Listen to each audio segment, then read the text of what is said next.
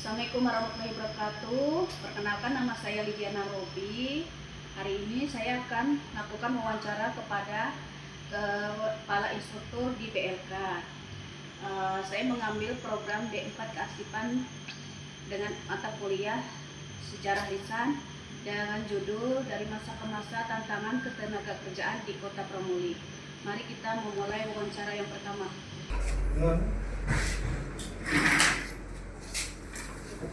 Pak, kenalkan Pak, nama saya Lidiana Robi dari Universitas Terbuka dari D4 Kearsipan Pak.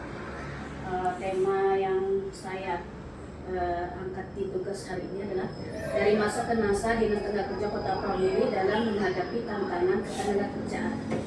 Bapak, pertanyaan saya hari ini adalah Pak, bagaimana kondisi lapangan kerja di Kota Pramuli pada masa lalu dibandingkan dengan sekarang Bapak?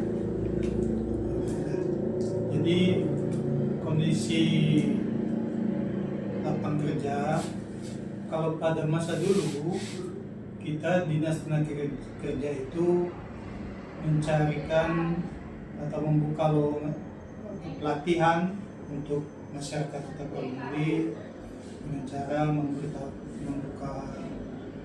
pelatihan seperti menjahit, melas, tentang motor kita latih, kemudian kita tempatkan di misalnya ke Jawa Tengah. Kalau ada yang kita bantu dengan mesin jahit, kemudian alat-alat AC, ya. Kalau pelatihan AC kita bantu dengan peralatan AC, dan kalau dia tata rias kita bantu dengan alat-alatan tata rias. Jadi begitu kita dalam satu kelas kita ada 16 orang biasanya, dan kita lakukan pelatihan. Jadi siswa itu bisa ikut program pelatihan dan langsung kita tempatkan di kerja.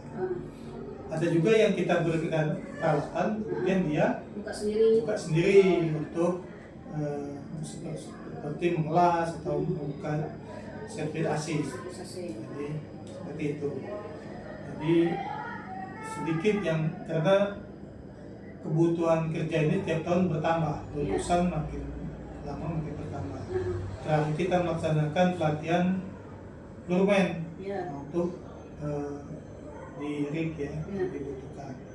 Dan itu hanya ada sampai 50 ya, sampai 50, kurang lebih 50 orang yang kita latih. Tapi itu pun belum sampai tahap bekerja.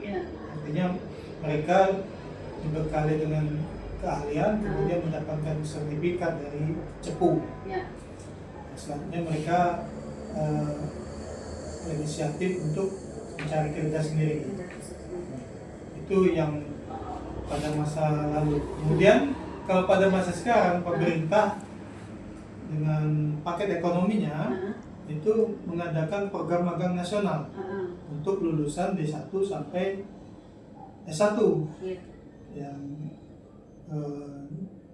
maksimal 1 tahun setelah kelulusan itu bisa mengikuti program magang nasional yang digagas oleh Kementerian Tenagakerja.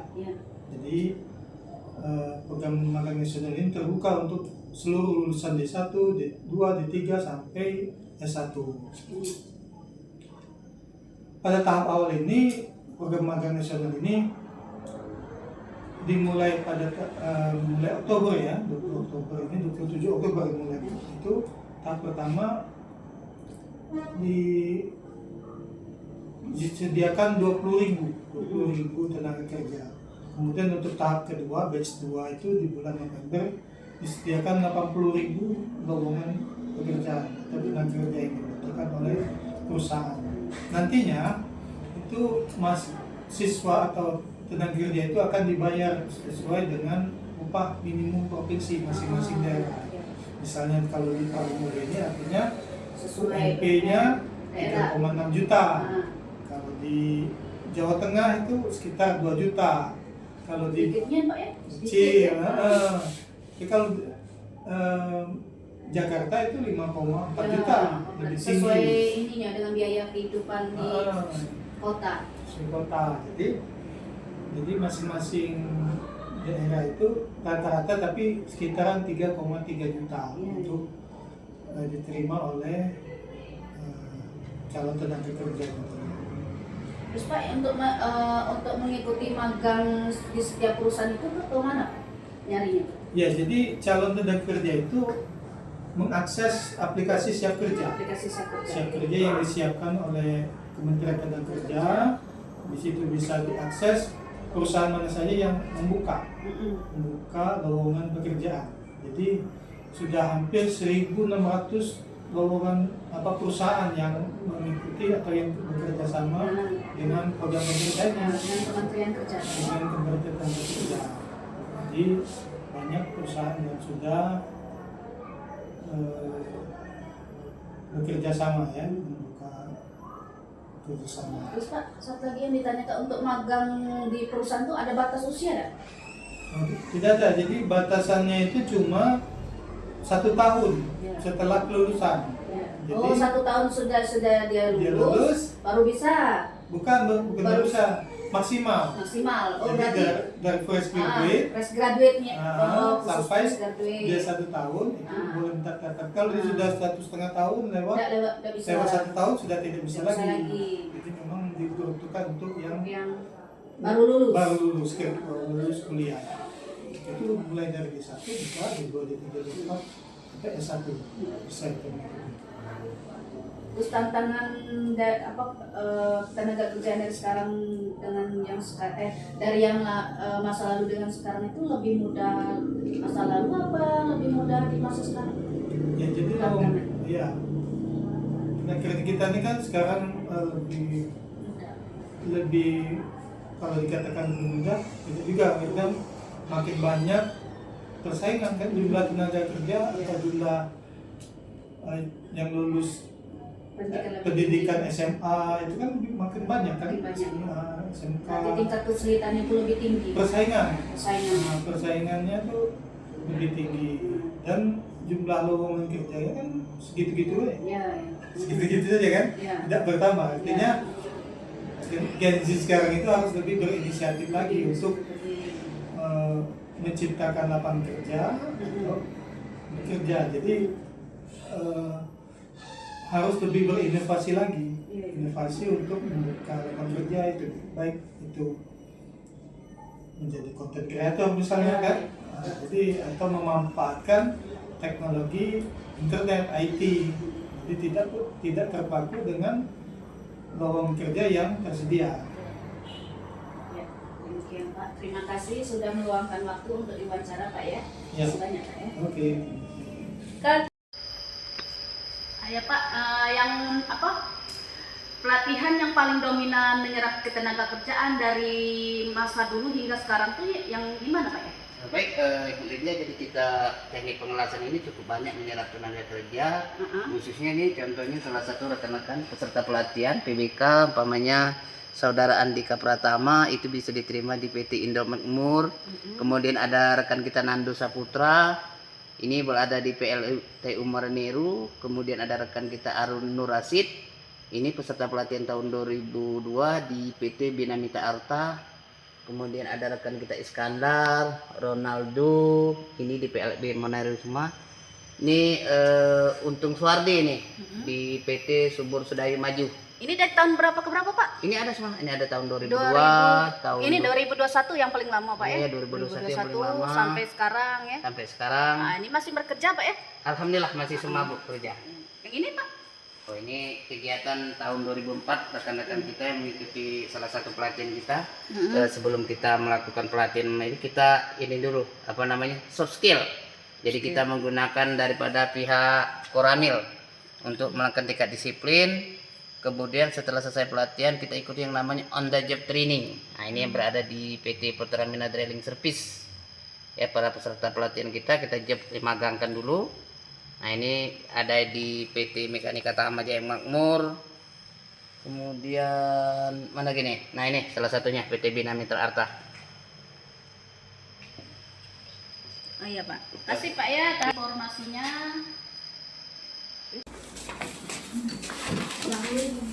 Assalamualaikum Ibu.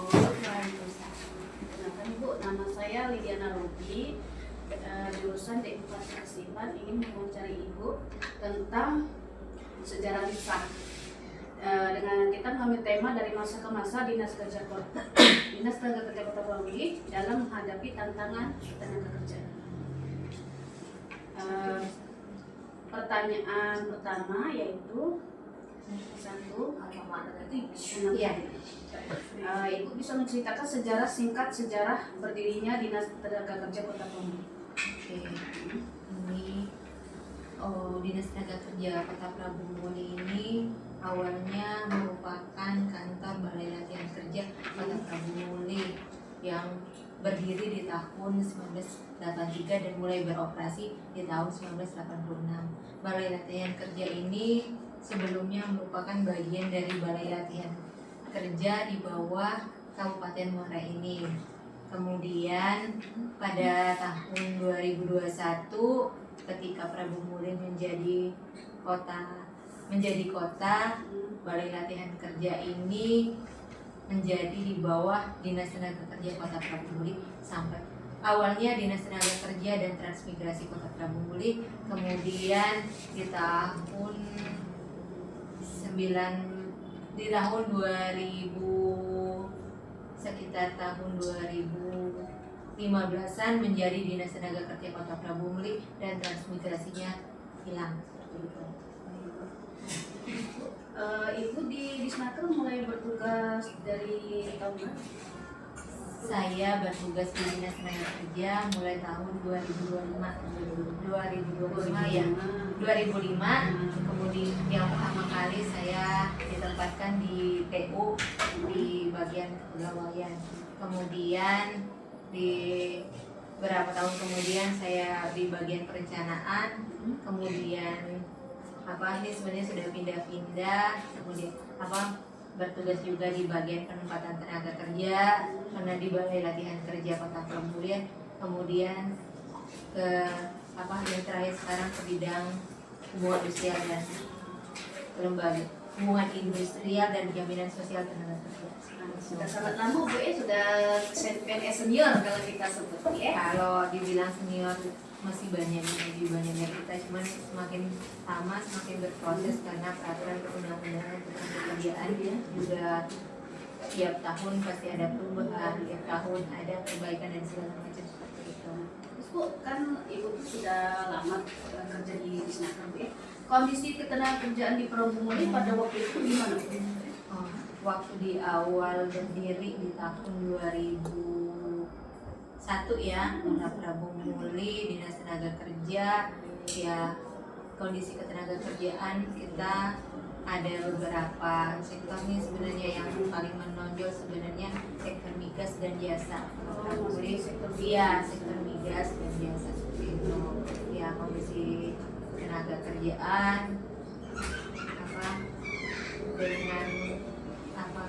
dengan berdirinya Dinas Tenaga Kerjaan artinya ada tempat untuk konseling, untuk saling sharing bertanya masalah ketenaga kerjaan maupun penempatan, pelatihan bagi pencari kerja, penempatan atau lowongan pekerjaan dan masalah hubungan industrial.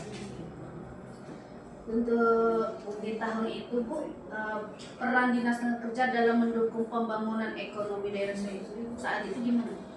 Oke, kebetulan saya masuk di tahun 2025, mungkin akan yang saya ceritakan nih pada saat saya masuk seperti itu.